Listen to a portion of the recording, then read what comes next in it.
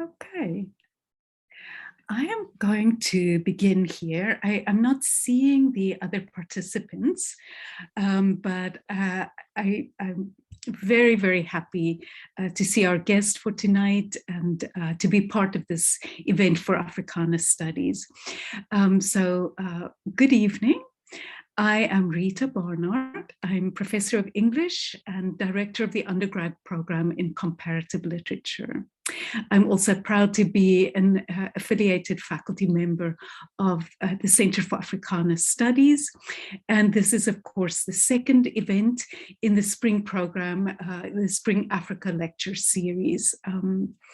This is a series that hopes to highlight the most vibrant and current scholarship in African studies today. And we're going to have Wole Soyinka. We have a fabulous, a wonderful speaker today. So I really think we can stand by that claim.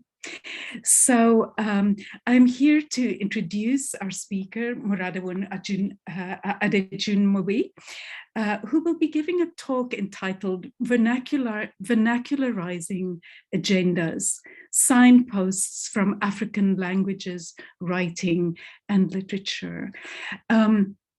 And I think this interest in smaller languages and literatures within this era of world literature, it's just such a fertile field. And I know of many comparative literature PhD students who actually should be here, and I'm not seeing them, but wonderful topic. So a few things about our speaker. Professor Adejunmobi is professor and former chair of African American and African Studies at the University of California, Davis. She's not currently at Davis, she is in Nigeria. She is somebody, as I look at her CV, she is a true comparatist, right? Working in French, working in performance studies, working in cinema. And so no wonder that she holds appointments in French and comparative literature and also in performance studies. She is also a past president of the African Literature Association. Her research interests, in other words, span the fields of performance, popular media, and popular culture. She's the author of two books, one on J.J. Rabarivello, the poet from Madagascar, literature and lingua franca in colonial Madagascar, and also the book Vernacular Palaver, Imaginings of the Local, non-native languages in West Africa. And she is co-editor with a fellow South African, Kari Kutsie, of the Routledge Handbook of African Literature. So the way we will proceed this evening is we'll have the lecture, and then afterwards there will be time for question and answers. I hope more people will join us as we go along, but please feel free to use the chat box as a kind of space of responsiveness. You may post questions, but if you have, like a comment, I find sometimes with our audiences, the chat box can be transformed into a different way of responding to academic events. So it is my great pleasure to welcome Professor Moradewun Adejunmobi. I was really trying to say your last name properly, and I got it right twice. But at this point, I just want to really welcome you and invite you to launch into your talk. Thank you. Thank you very much, Professor Barnard, for that introduction. And I am delighted to be able to join the faculty and students and other scholars at UPenn to engage on this subject. I'm going to go ahead and share my screen. I have a few slides to share, and then we'll take it from there.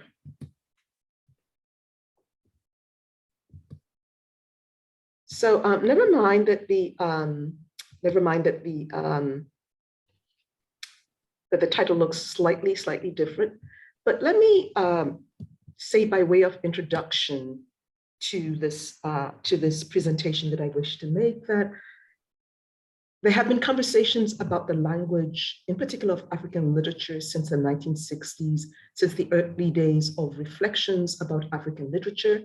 And what I intend to do today is to update that conversation, not go back to the 1960s, but look at the 21st century and what is happening with the ideas about the vernacular and vernacularizing agendas, as I call them, as we move into the 21st century. Just make sure that my slides are moving. So in this presentation, I consider the evolving functions and status of ideas about the vernacular as an expression of what Sheldon Pollock famously called an attachment to, and I quote, the smaller place, end of quote, rather than the larger world. And I do so from the perspective of African interactions with the idea of the vernacular. Speaking about Europe and the Indian subcontinent, Pollock further described the accompanying project of vernacularization as, and I quote, a process of change by which the universalistic orders, formations, and practices of the preceding millennium was supplemented and gradually replaced by localized forms, end of quote. Pollock associates this process with a deliberate turning towards languages that do not travel as the predominant languages of the ensuing political unit that he calls the vernacular polity. In reflecting on what the vernacular is and signifies in the context of African societies in this paper, special attention will be given to the ways in which African conceptions of vernacular literacy and developments in literary writing from the mid-20th to the early 21st century do or do not appear to instantiate a process of vernacularization. My principal argument is that if we think of vernacularization as the course of renouncing the larger place for the smaller world, as Pollock puts it, then this is indeed a process that we see unfolding in political terms in several sites on the African continent in the early 21st century. And yet, the ramifications of vernacularization for initiatives intended to bolster vernacular literacy and thus vernacular literature have been far from predictable. In general, support for smaller polities has not often been accompanied by a commitment to policies and practices advancing the interests of languages that distinguish the smaller political unit from the larger political units. At the same time, and since the mid-20th century, writing in the vernacular has continued to grow for several African languages. However, much of this literature does not enter into the mainstream of African literature, let alone the mainstream of world literature, or if it does not do so in vernacular languages. Still, the notion of the vernacular remains eminently useful, even for those African authors whose works circulate internationally and usually in non-native languages under the banner of world literature. To start with, one might ask, what exactly is the vernacular? In recognition of the many definitions, many competing definitions of the vernacular, Shadon Tackleton says the vernacular is, and I quote, terminological quicksand, end of quote. In a similar vein, Subramanian Shankar had earlier remarked that, and I quote, the vernacular has multiple meanings, end of quote. Among African creative writers, the term vernacular has often been understood as a reference to another language-related concept that attracts special reverence, namely the concept of the mother tongue. The Senegalese writer Sheikh Aliou Ndao described the mother tongue as, and I quote, the language that nurses you, end of quote. The Tanzanian author Shaban bin Robert likewise mobilizes mammary metaphors when he describes the mother tongue as, and I quote, his mother's breast, or atiti la mama, end of quote. There are, however, other ways of understanding what the vernacular might be in an African context. For example, the sociolinguist Chege Githiora characterizes Sheng, a variety of Kenyan Kiswahili, as a Kenyan vernacular, as a way of alluding to the ease with which mostly younger Kenyans would default to speaking in Sheng, even when it was not a mother tongue. From this perspective, Githiora argues that, and I quote, a significant population of Kenya speaks Sheng as their vernacular, that is, as a variety of language used for spontaneous, natural expression by members of a speech community, end of quote. My own earlier definitions of the vernacular in the book Vernacular Palabra, in discussing African literature, brings us back to the question of the mother tongue and stems from an awareness of the continuing preoccupation with mother tongues among African creative writers who advocate for writing in African languages. It is for this reason that I invoke the term vernacular to, and I quote, describe language in its specific function as a mother tongue, end of quote. And of course, this definition is subject to debate and question. Given the significant levels of multilingualism and polyglottism registered in many African communities, I found it useful to, in thinking about literature and language in an African setting, to distinguish very clearly between the varied functions of a language in its capacity as a lingua franca, or language of wider communication, for example, in contrast to the deployment of the mother tongue. This is a distinction that is critical for understanding the actual languages in which texts circulate when they travel beyond a community of native speakers of a given language. Given the tendency to conflate the mother tongue and the lingua franca in discussions about the vernacular, it is worth pointing out that Pollock's own reference to the rejection of universalistic orders for more localized forms does not necessarily imply adoption of a mother tongue by vernacular polities. What is more likely is that pre-modern and indeed contemporary vernacular polities often reverted to a local language that did not have as wide a reach as the language of universalistic orders, but which had the highest probability of sustaining an independent sphere of communication and creativity among all the local languages spoken within the polity. I would further posit that invocations of the vernacular are above all claims to localness. And that's a term that is very important for me understanding what the local is. They're above all claims to localness that principally matter for distinguishing between the local and the non-local. What is presented as the vernacular may or may not have a long history in a particular region, as long as it serves to distinguish between the local and the non-local in a given context. This is a point I will return to later when I discuss the example of Afro Beats. There are other African authors who have endorsed the principle of writing in an African language or using an African-originated script. The Ghanaian Ayikwe Arma's plea for writing in Egyptian hieroglyphics is one example. This too can be understood as a plea for the vernacular, distinguishing between an expansive sense of the local encompassing the entire African continent and a non-local corresponding to the non-African. But it does not necessarily equate, obviously, to writing in either a first language or a mother tongue for any Africans alive today. In contrast, the call by the Kenyan writer Ngugi wa Thiong'o for writing in African languages has often been misunderstood as a call for writing in all African languages, when it was in fact a call for writing specifically in mother tongues envisioned as the true vernaculars for African writers. As I have made clear in my earlier writing, African advocates for writing in African languages have not been consistent in distinguishing between writing in an African language that had become a lingua franca, like Kiswahili, and writing in an African language that had not yet become a lingua franca. Thus, Tanzania was sometimes presented as an example of a country that under its first president had encouraged citizens to write in their mother tongues.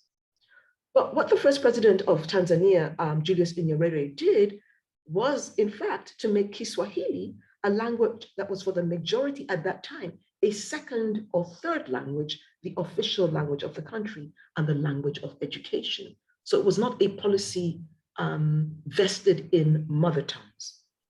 Against this backdrop, we can see that Ngugi's position on writing in African languages actually differs from that of the Tanzanian author, Shaban, who described Kiswahili, the language in which he wrote, as his mother tongue. Though, as Mwangi has indicated, Eben Mwangi has indicated, Shaban's first language was Yao, not Kiswahili. Shaban's willingness to identify with a language which was not his first language is certainly in keeping with historical trends in Africa before the 20th century. As Carola Lentz observes with respect to identities on the African continent in the past, and I quote, communities could be based on neighborhood, kinship, and common loyalties to a king, but this did not absolutely have to include notions of a common origin, a common language, or a common culture.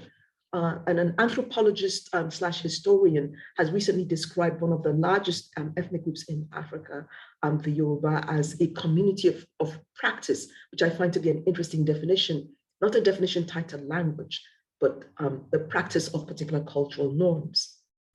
Notwithstanding this history, and as noted by Mwangi, both Ngugi and Shaban mobilized their divergent understandings of the concept of the mother tongue as a way of defining their respective homelands as a space preferably reserved for the speakers of the designated mother tongues and not for the non-African residents who did not speak either Kikuyu in Kenya or Kiswahili in Tanzania.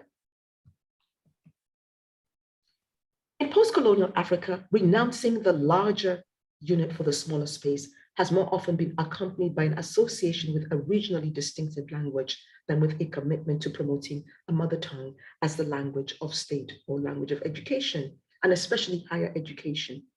For countries in North Africa that use Arabic, a language that is not a language of a recent colonizing power, as the language of state and education, this is a language that is shared with several other African and with several other countries in Africa and in the Middle East. Arabic is, of course, a distinctive language, but it is the distinctive language of a vast pan-Arab region rather than one of an individual country or smaller community. This selection is also a choice that overlooks numerous first languages spoken in some of these North African countries, such as the Berber languages and the non-standardized forms of spoken Arabic. And for countries like Ethiopia, Eritrea, and Tanzania, that do use a language that is distinctive to the nation as a language of state, the language selected is not the mother tongue of substantial segments of the population in each country. The selected languages also have a regional presence beyond the individual country. In these instances, then, the turn towards a distinctive language for the smaller space of a would-be nation state is not associated with investing in a first language or a mother tongue, though the elevation of one or more languages above other languages might be justified by describing the selected languages as vernaculars. Certainly, the claim could be made that the indigenous language selected as a country's distinctive language offers a more authentic representation of the country, and in that sense is entitled to be considered a vernacular in a way that imperial languages like English, French, or Italian could never be on the African continent. Such claims might be viewed as all the more justified given a selected language or languages, that the selected language or languages were already spoken by a more substantial number of citizens that might be the case for the languages of recent colonizing powers. Maneuvers of this kind on the part of some African governments since at least the mid-20th century point to the divergence between governments and many creative writers when it comes to defining what the vernacular is and what its role should be. In some instances, these divergent interpretations of the vernacular have opened up a gap, leading to tensions between the often multilingual nation states' adoption of a distinctive language as an official language intended to unify the country, and the individual writer's commitment to producing literature in their mother tongue. The notion of a firm equivalence between language and nation or ethnos, as described by Pascal Casanova, would appear to be a fairly recent one on the African continent. Still, it is true that in the current era across the continent, ethnic groups in many places now like to distinguish themselves by language, even when the existence of the group as a singular cultural and political unit is quite recent. In such cases, too, the now acknowledged language of the ethnic group will be described as their vernacular language. Strangely enough, though, several of the politically oriented ethnic nationalisms in colonial and post-colonial Africa have not come into existence in conjunction with a commitment to using the ethnic group's claimed distinctive language in official statements and in writing. For example, for the Igbo of southeastern Nigeria during the late colonial period and early post-independence years, awareness of belonging to a distinctive group was connected with the notion of a distinctive language. Nonetheless, after the introduction of Roman script, what Besselar calls a vernacular readership coalesced around texts written in English rather than in Igbo. In fact, Besselar goes so far to describe the popular literature that emerged in English in the Igbo-speaking areas of Nigeria in the mid-20th century, popularly known as Onitsha market literature, as the vernacular literature of the Igbo, despite the fact that it was often written in English. Developments in the 21st century reveal the continued salience of the notion of the vernacular for African communities, as well as its changing functions. The languages identified by diverse African ethnic groups as their vernaculars can no longer be described as languages that do not travel in the way in which Pollock envisioned pre-modern vernaculars. Given the pace of global migration, speakers of these languages are now distributed around the world. However, and because these languages rarely serve as languages of wider communication, uniting speakers of different mother tongues, they do not often serve as vectors for what Pollock calls, quote unquote, universalistic orders, end of quote. Instead, they may be associated with nationalist movements that are transnational and regional in their membership. Indeed, a new regionalism that is often transnational in its membership is at play around Africa in the early 21st century. There are new nationalist movements emerging in different African countries, pursuing political autonomy on behalf of units smaller than the larger world of the existing countries or states. But these movements too do not seem particularly committed to advancing the ideal of literacy in a distinctive language, let alone in a mother tongue. Consider, for example, the separatist movements that are now active in southeastern Nigeria, hoping to bring into existence the state of Biafra, or the ones in southwestern Cameroon. I'll speak in detail about the Cameroonian case. For Cameroon, and in 2016, a full-scale protest movement culminating in calls for secession erupted in the region of the Republic of Cameroon, formerly known as British Southern Cameroons, and often described today as Anglophone Cameroon. Supporters of this movement and increasingly militant movement are calling for the creation of a separate country to be named Ambazonia. While the tensions between Anglophone Cameroonians and the Cameroonian government cannot be reduced to matters of language alone, language and the expectation that all interactions with government officials should be in French has been a major flashpoint. The forces calling for the independence of a country to be named Ambazonia are undoubtedly motivated by nationalist impulses. Still, it is interesting to note that what the multi-ethnic and multilingual residents of the proposed country have in common is a history of British colonial rule, opposition to the French-dominated Republic of Cameroon, and a desire to live in a country where the language of bureaucracy and state would be English rather than French. Since the events unfolding in Anglophone Cameroon involve renouncing the larger space for the smaller space, they can indeed be called vernacularization, as Pollock defines it. But this is not a process undertaken with an intent to advancing the interests of a mother tongue.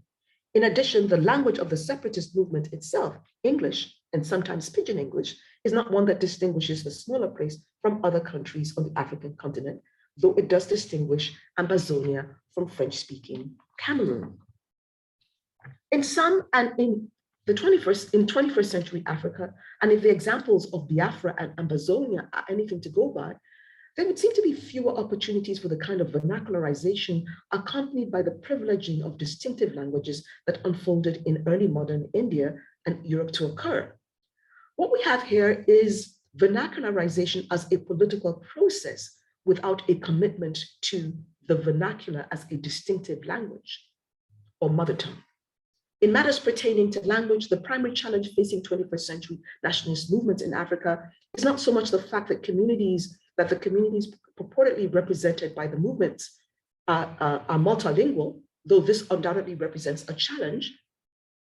What the movements for regional autonomy and indeed independence in both southeastern Nigeria and in Anglophone Cameroon have in common is the fact that both emerge in an age where political leaders can no longer assume that claiming any one language as a future country's vernacular and imposing that language as the country's distinctive language on a multilingual population will not be met with sustained opposition. Thus, we have side by side in contemporary Africa, political movements dedicated to advancing the interests of smaller spaces, often coupled with an avoidance of explicit interventions designed to elevate one distinctive language above other languages or other vernaculars spoken within those spaces. Despite the fact that the process of vernacularization on the African continent have not been supported by increased investment in vernacular literacy since the end of the 20th century, Writing in vernacular languages continues to grow and to spread in different regional contexts. Writing has a longer history than is often acknowledged in Africa. There are many indigenous scripts on the continent, and some of which are quite old. Among the older scripts that scholars have identified, one might mention scripts like Ge'ez in Ethiopia and Tifinagh in Morocco that are still in use. Ajami, or the use of Arabic script to write African language, is one of the most widely distributed forms of vernacular writing in Africa today. Texts written in Ajami can be found all the way from Senegal on the western end of West Africa to northern Cameroon, as well as in East Africa. Adoption of Ajami has been documented for languages like Kiswahili, Wolof, Pula, Hausa, and Yoruba, among others. Notwithstanding the widespread use of Ajami, texts written in Ajami are not often translated and seldom enter into the international flow of cultural goods and textual forms emanating from the African continent. This is at least in part because of the practice of Ajami often involves writing in a non-standardized script. If we describe the vernacular as highly localized forms of expression, then non-standard forms of writing are some of the most vernacular forms of writing. Hageldin's association of the vernacular with, and I quote, the native or indigenous, non-literary, non-standard, end of quote, comes to mind here. These non-standardized scripts have spread in the absence of institutionally sanctioned forms of writing, and because individuals across the continent want to be able to express themselves in writing and in images, even when local institutions don't have the means or the willingness to promote standardized forms of writing.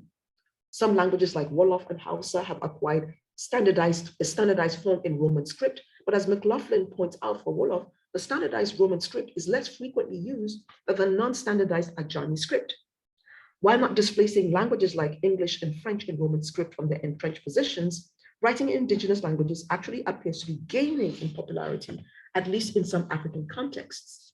However, and as Lübke observes, I quote, the standard orthographies devised for West African languages by missionaries and linguists are barely used. Yet other regimes of writing are thriving in the area. Some of them have exploded with the advent of social media and mobile phones, and some of them have long predated colonial times, end of quote. If during the colonial period, missionaries could develop orthographies for African languages and then working in tandem with the colonial authorities impose those orthographies through the school system, the situation is much more complicated today. On the one hand, and as reported by several authors, it is not uncommon for government-backed committees to be established to update or finalize the orthography for particular vernacular languages. On the other hand, the authorities in what are typically multilingual African states often do not have much incentive or the wherewithal to enforce adoption of an orthography for the languages in use within the country.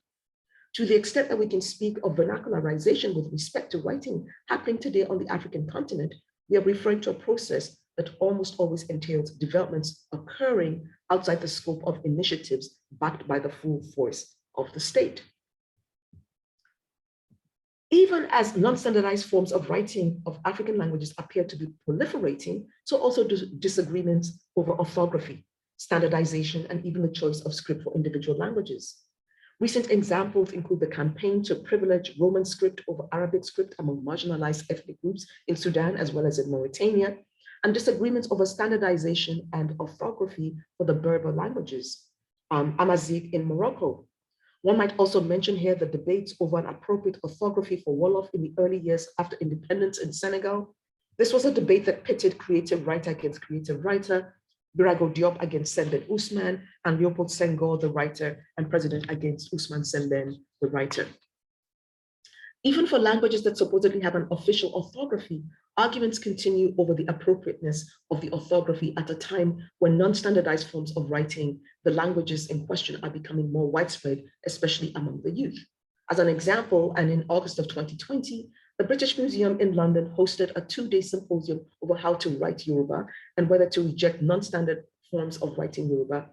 The symposium was marked by fierce and lively disagreement among scholars, creative writers, and editors, with some panelists insisting that only the standardized forms of writing Yoruba were acceptable, while others pleaded for a more lenient approach towards non-standardized forms of writing. All of this has implications for the circulation of texts written in non-standardized scripts, beyond the immediate locality where the script is in use in conjunction with a specific language. Specifically, the circulation of a text written in a non-standardized script beyond the community of those who use that script and are fluent in the variety of the language in question will likely be fairly restricted. The critic and creative writer Bukoma Ngugi could lament the fact that Chinua Achebe's celebrated Things Fall Apart had not been translated into and published in Achebe's mother tongue Igbo, without knowing that Achebe's own ventures in writing in Igbo had attracted criticism from other Igbo scholars for failing to use what was considered the standard but also often contested orthography of the language. Lubke and Bao Diop maintained that Ajami remains popular in a country like Senegal despite its lack of standardization. However, the texts written in a specific vernacular that can and do travel beyond the communities of those who are fluent in the vernacular in question are those that are produced in a standardized script, since standardization allows for translation and the creation of zones of commensurability between texts in different languages and in different scripts. World literature, to think now about world literature and the implications for this, is often understood as a classification that seeks to acknowledge and accommodate the literatures of the world in their diversity. Some scholars like Subramanian Shankar come to the discussion about world literatures from a perspective that privileges acknowledgement of the literatures of the world in their variety, whether or not these literatures are read beyond the communities where they are produced. By contrast, and in David Damrosch's famous formulation, world literature encompasses, and I quote, all literary works that circulate beyond their country of origin, either in translation or in their original language, end of quote. Within this expansive grouping of works on the move, writing in a vernacular tends to function as a proxy for the different cultural units in the world that could be acknowledged within the compass of the term. Furthermore, and according to Amir Mufti, world literature operates as, and I quote, a plane of equivalence, a set of categorical grids and networks that seek to render legible as literature a vast and heterogeneous range of practices of writing from across the world, end of quote. For such a category aiming at equivalencies, translation is essential. The different points of emphasis underscored by Shankar, Damrosch, and Mufti are all relevant to our understanding of the intersections between African literature, African vernaculars, and the category of world literature. The grouping of literary texts that is commonly referred to as African literature initially emerged and still largely functions as an expansive domain of vernacularity, albeit a domain where the constituents do not share the same mother tongue, though they all claim affiliation with the same geographical unit. Since the stakeholders for this grouping of texts and its attendant field of interaction, such as writers and critics, often owe their primary allegiance to the special conjunction of literature with geography, namely Africa, rather than a conjunction of literature with particular languages, such as Hausa or Shona, for example, the ability to sustain this grouping depends to a large extent on a process of continuous translation or communication using a limited number of languages. Historically, the opportunities and facilities for translation in this domain of vernacularity have been rather limited, with the result that the major languages through which this field of interactions has operated have been English or French, though, and as I've explained elsewhere, there's no reason why one or two African languages could not also serve the same purpose.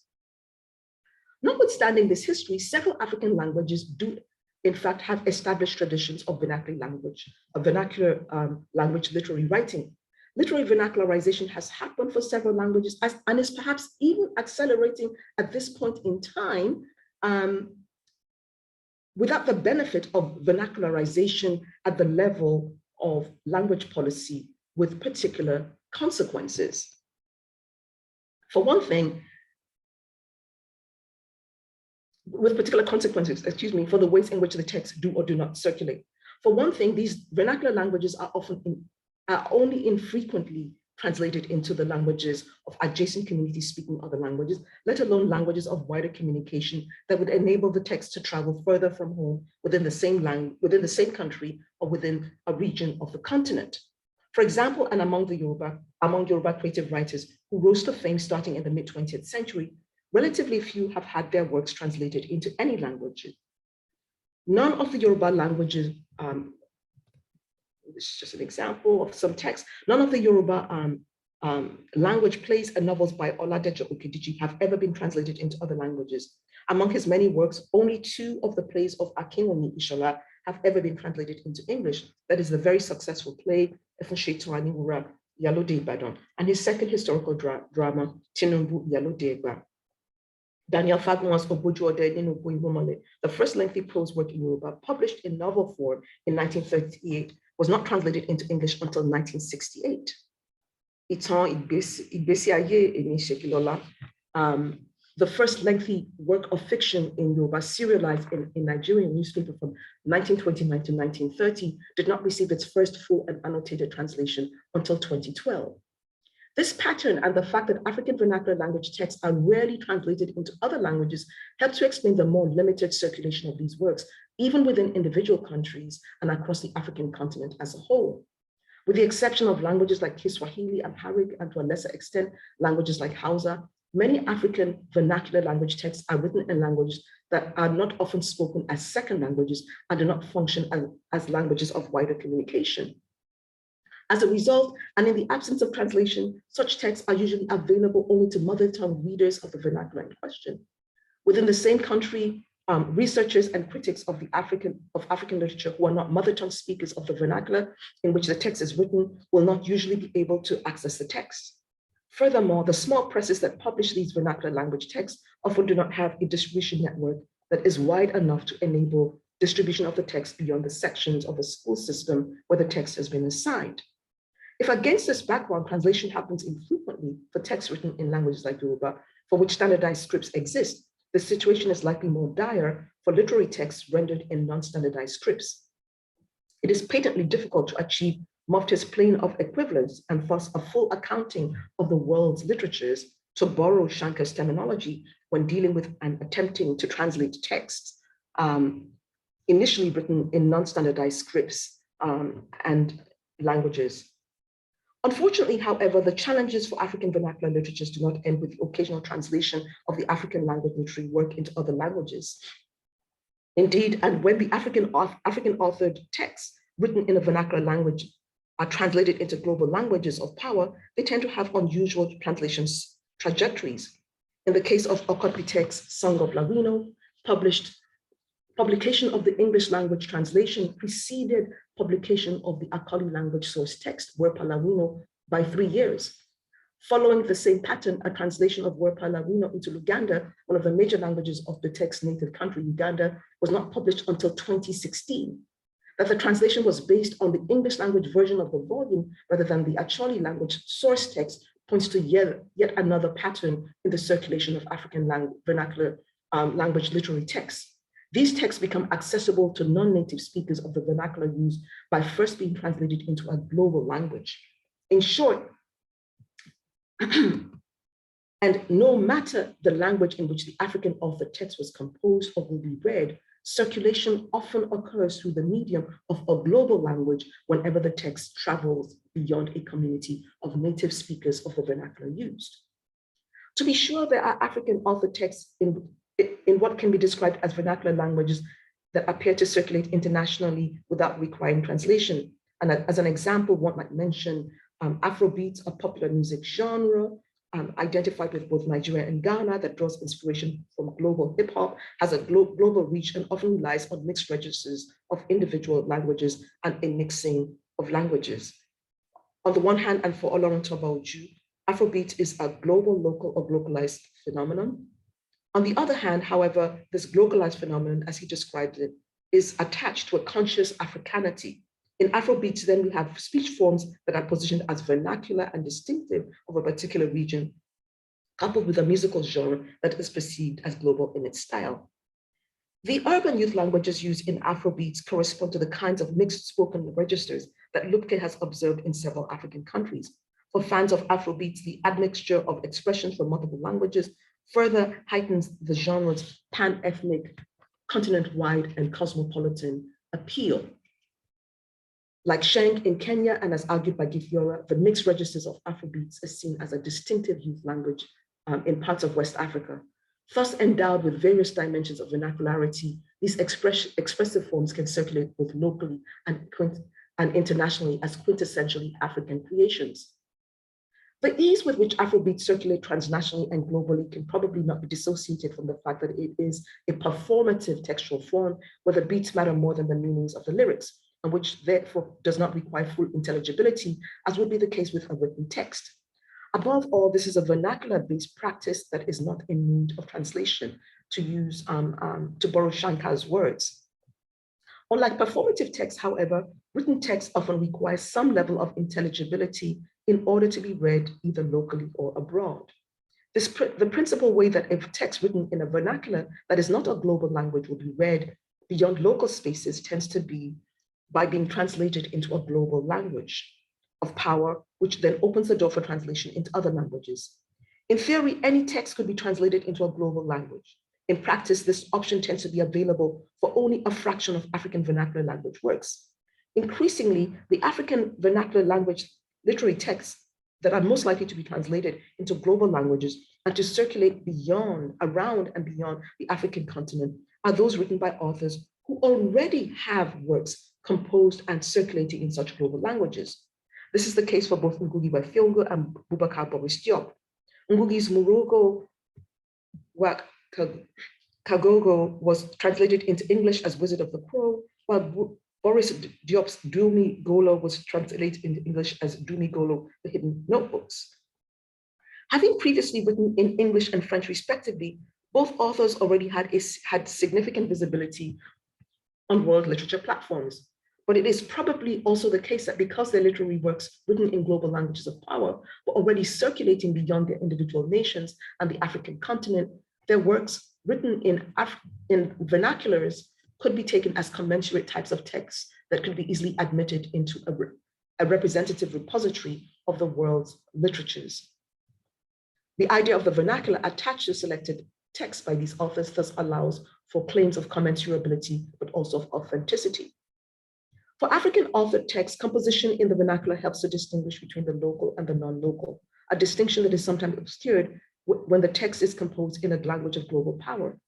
Being able to point to the fact that works by African authors like Ngugi and Diop were written in an African language clears up this area of tension for African authored literary texts that circulate internationally under the rubric of world literature. In the case of authors like Ngugi and Diop, the claim can now be made that the languages in which the works circulate internationally are not the languages in which they were initially written, thus conforming to the usual pattern for works from other regions of the world, also assembled within the framework of world literature. But the standing of such works as true vernacular texts may matter more for the ways in which they are perceived when they enter into the realm of world literature than it does for how these texts are read on home turf. For Diop's Dumi Golo, Warner remarked that the Wolof language work could not be considered an instance of, and I quote, Wolof literary activism in any kind of self-evident or transparent way. As Warner further recounts, it was important for the translators of Diop's novel into English to point out that the novel was initially written in Wolof, even though the English language translation was actually based on the French language version of the text. What careful attention to the circulation trajectories of African language works suggests, therefore, is that one cannot fully assess the implications of writing in the vernacular for the circulation of African authored works without setting the experience of world-famous authors like Ngugi and Diop alongside the experience of authors like Akinwumi Shola and Oladejo Okediji. For the latter authors whose creative writing occurred mostly or entirely as in their mother tongues, their works were seldom translated into any language and attracted virtually no engagement whatsoever within the field of criticism of world literature. Their works belong within the large store. I hope that you can still see me. Something seems to have happened to the lights around me. But I will continue reading. We can still see. We can still see me. Okay, thank you. I don't know what happened to the lights. Their works belong within the largest store of Shankar's literatures of the world, but not within the more restricted grouping of world literatures as understood by Damrosch. I'm going to conclude now because I think I'm running out of time. By way of conclusion, I will note that as a political project mostly detached from policy initiatives focused on language, vernacularization has continuing appeal across Africa in the 21st century. In dysfunctional post-colonial polities, the appeal of smaller spaces as an alternative to unwieldy bigger spaces continues to grow. so also does the trend towards a kind of literary vernacularization that is detached from vernacularization at the level of language policy or commitment to vernacular literacy. At the same time, the circulation of vernacular language texts by African authors who write only in the vernacular rarely extends beyond the community of literate mother tongue speakers of the vernacular in question, whether they reside at home or are dispersed around the world. Still, and for African authors whose works circulate in global languages, for African authors whose works written in global languages are already well positioned in the stream of international literary flows, writing in the vernacular accompanied by translation remains a sign of irreducible cultural difference with high value within that stream. And I'm going to end there, and I will stop sharing. Thank you very, very much.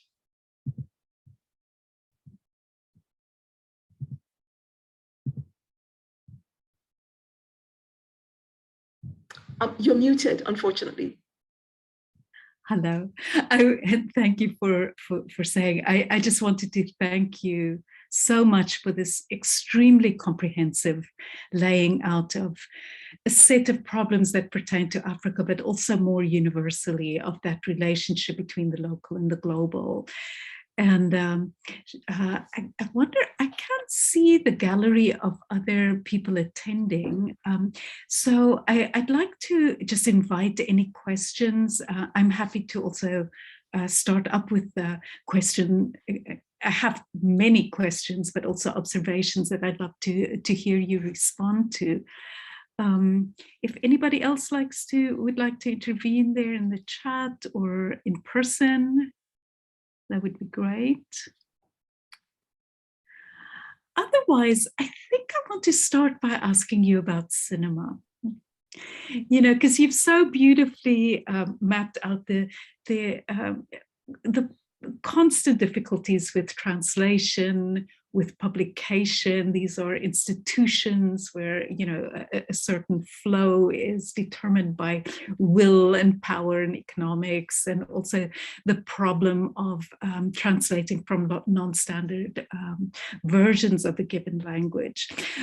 But one thing that has been quite exciting and interesting in Southern Africa is the emergence of several films in languages like Sesotho or isiZulu or isiXhosa, some of which have done really quite well on the international market. And since you spoke about Afro Beat, I was wondering whether your work also provides some insights on, you know, whether cinema could be a place where the vernacular can flourish, especially since it might avoid the problems of script.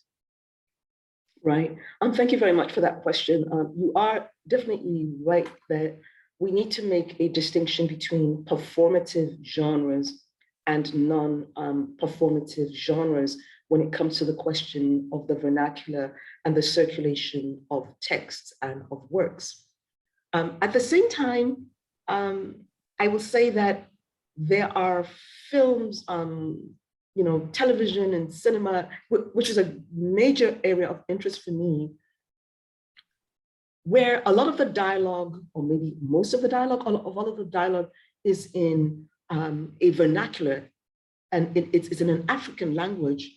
There's some which circulate internationally, mainly because there is a transnational diaspora of people who speak that language. And then there are some that circulate internationally because they are very well subtitled into a global language of power.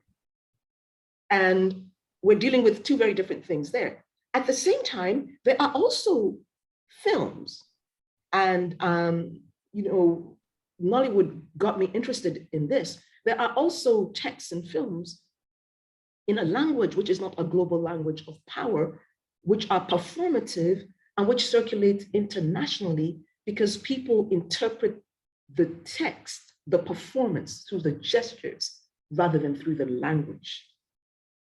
So it is possible to convene an audience around a textual form without requiring linguistic intelligibility.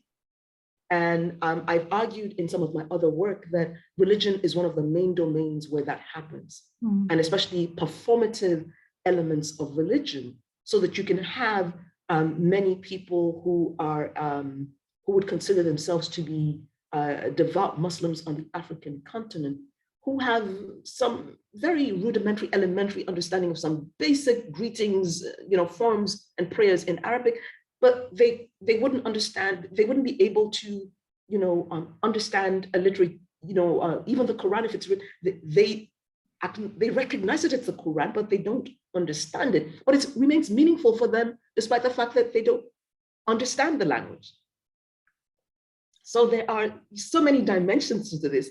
There are instances where people understand, and because there's a transnational diaspora, there are instances where they don't understand, but there's good translation, there's good subtitling, and the instances where the text is meaningful in the absence of any kind of translation. People engage with the performance in other ways. You spoke earlier about, and I don't remember the exact phrase, but of Yoruba being defined by practices. The group is defined by practices, not so much by a literature or even by a standardized form of the language. Does that seem to be? Right. So I was actually taking a term that was used by an anthropologist who published a recent historian who published a recent history of the Yoruba just about a year ago. And so he defined, so these are not my words, he defined the Yoruba as a community of practice. Now, the Yoruba are a fascinating case to consider. I think most Yoruba today would consider themselves to be part of a language community. But we do know from historical records that 100 years ago, many of the people whose descendants would today consider themselves to belong to one community did not in the past consider themselves to belong to one community, and found their forms of speech to be mutually unintelligible. But they did share spiritual beliefs. They did share greetings. They shared many things, foods and all kinds of other things. So the question of the vernacular is an always evolving thing. Right. That we can now, many Yoruba, the majority of Yoruba, they can think of a language which they consider to be their vernacular in the 21st century. But their forebears 100 years ago would not have recognized that they all shared the same, had anything in common with these people 300 miles away. Right. And cinematic genres might come to serve something of that function today, right? Is there anybody else out there with a question? Otherwise, let's see here in the chat. Yes, there's Aaron. Aaron, do you want to read your question for us if you're out there? Shall I read the... Yes, thank you. I'll go ahead and read the two remarks. There's an anonymous attendee, hi. And the comment is here, I appreciate your attention to performative genres. How is digital recording and transmission of scripted work, such as a play, perhaps in spaces such as YouTube, impacted the circulation of vernacular texts? And I think that's a question that relates very well to what we've been talking about. I think I'd like to go ahead and read the other question as well. So this is from Aaron Bartels Swindells, and he says, Professor, thank you for your talk. I wondered if I might pick up on your remarks at the start of your talk about political communities that deliberately localize themselves at the start of the century. I wondered if you could talk more about these types of political dynamics, macro to micro, in the contemporary moment, in light of the distinction that you made towards the end of your talk regarding writers who are read because of their popularity in global languages and those in more localized languages. Okay, I do hope that I caught what you said right. It feels strange to write out a question like this. So did you get that, or shall I reread parts of it, because it's quite a complicated set of issues, but the political dynamics macro to micro in light of the contemporary distinction between those who have access to global languages and those who operate in more localized languages. Okay, and yes, thank you very much for that. I think there might be a third. Oh, okay, yes, it's just those two questions. So let me start with and thank you to the anonymous attendee who posed the question about digital circulation and YouTube. Undoubtedly, new forms of publication, understanding the word publication in a very expansive form, publication digitally, postings on YouTube, postings on Instagram have made publication or making public much cheaper, more inexpensive, and less dependent on major investment by a publisher, which was a restricting factor, certainly for much of the 20th century when it came to the publication of texts, written texts in particular in indigenous languages. So I do see digital media and digital platforms as massively expanding the opportunities for text to circulate, to be composed in, and I prefer to use the word composed because not all of them are written. Some of them are just performed, to be composed in a vernacular and to circulate internationally.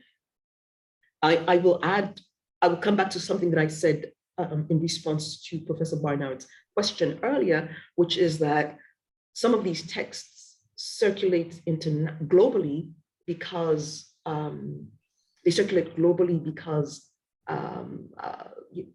there's a transnational community of people who are, who speak that language, who understand that language, and so some of them circulate globally in the absence of what you might describe as intelligibility. They are able to. There are forms of engagement which are possible in the absence of intelligibility. Whether they become part of, because like, just as we have world literature, we have world cinema, we have many of these groupings that claim to represent the world, to be a repository of world culture, world cultural production. Whether many of those texts that are posted on digital platforms enter into that space is questionable. Because the people who assemble the world literature, world cinema, represent what I call a field of interactions. People who interact professionally and who have a selected number of languages in common. And if they are not able to access the text for whatever reason, whether it's for a linguistic reason or some other reason, it does not become part of that repository. It does circulate, but outside the space of something you can call world literature, world cinema, world music, etc.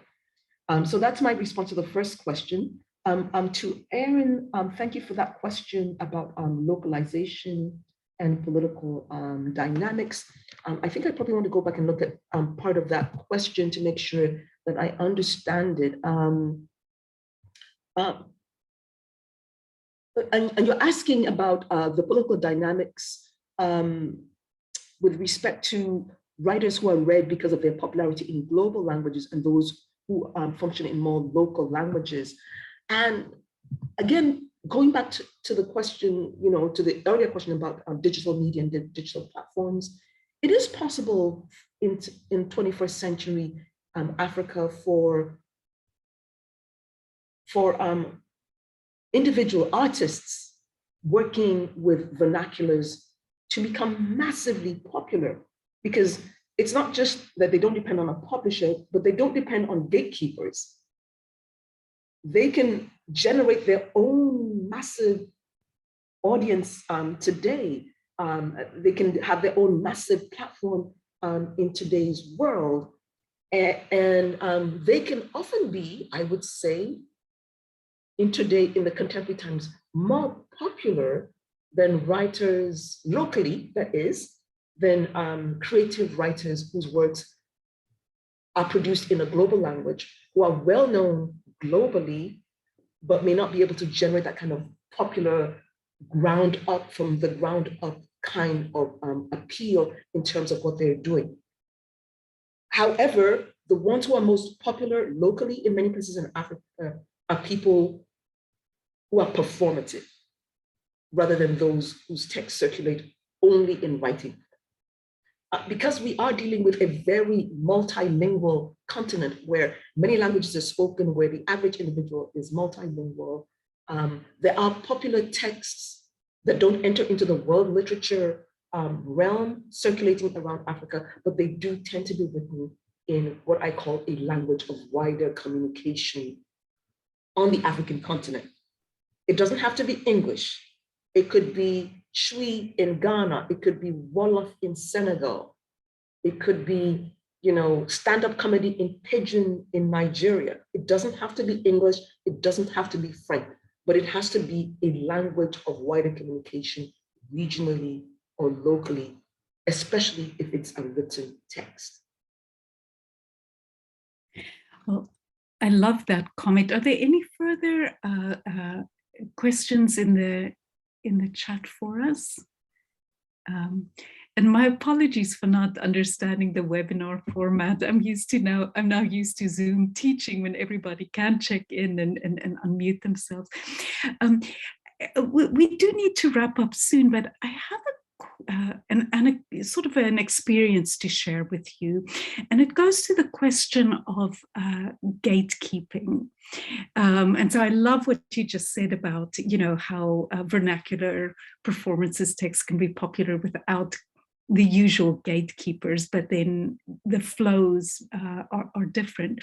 So I was involved in South Africa with a project called African Pulse, and it was quite an idealistic project launched by the poet Antjie Krog, who is, of course, a poet in a minor language in Afrikaans. And she always has felt like the fortunes of Afrikaans would be tied to other minor languages or less global languages. And so she had translations of texts in Setswana, Sesotho, Zulu, Xhosa, all translated into English and all published by Oxford University Press. So wonderful event, translators working together and, really an important project. But what I found kind of stultifying about it was the presence of Oxford University Press and the considerations that were always present about whether these texts could be prescribed in schools. And I was wondering if you had encountered this in other parts of Africa and whether this idea that vernaculars could somehow, literature in the vernacular should be destined to, being a prescribed book for high schoolers, and whether that perhaps has a kind of stultifying effect absent in these forms where the gatekeepers are not so visible. Right. Well, I would say thank you for that comment. The history of vernacular language publishing, well, yes, has on the African continent often been tied to an agenda set by a Ministry of Education, thinking about what texts will be set in schools and so on and so forth. Again, there are changes, developments in the 21st century where an individual writer, for example, can decide to write in a vernacular and to write a text that could never be set in a school because of its subject matter, because of whatever, and then publish it digitally. Yes. So that is possible today, or they could publish it on Kindle, right? So that those kinds of means of dissemination are possible today. But undoubtedly, if for much of the 20th century, and probably also even up till now, when it comes to publishing by big publishers, by major global publishers, these considerations rise to the fore and tend to dominate the selection of the text that will be published and the text that will be translated. But thanks to the availability of digital platforms today, it is possible for writers who are much more experimental, who are bolder in their selection of subject matter and style and aesthetics, to put their works out there. So there is a lot happening. I hope I made it clear. There's actually much more literary vernacularization happening today than in the 20th century.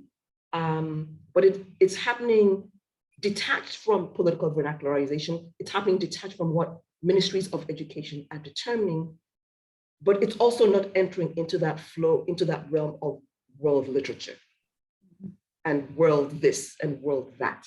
It exists independently from and detached from these other large systems of classification, which do involve gatekeepers and which do require a certain kind of unidirectional flow of translation, that you have the text in the vernacular, which is then translated into a global language before it can be translated into another vernacular on the African continent, another vernacular elsewhere. These other forms of literary vernacularization proliferate outside of that realm and are able to circulate regionally and sometimes in a transnational form, because there are communities, there are Berber speakers, for example, the large Berber communities in Europe. And they're probably more invested in Berber writing than Berbers who live in North Africa and have to deal with the regional politics of Arabic. Right. Thank you so much for that answer. I found that very comprehensive and kind of mapping out a new kind of freedom. So with this, I really want to thank you for this wonderful conversation and lecture today. And I want to remind our audience of other fantastic events coming up. Wole Soyinka will be with us on March 22nd, and I, for one, will definitely be there. I want to hear what he has to say in the wake of his new novel. And with that, thank you, everybody. Have a wonderful evening. Thank you for joining us, and I hope our paths cross in future. Thank you so much for inviting me.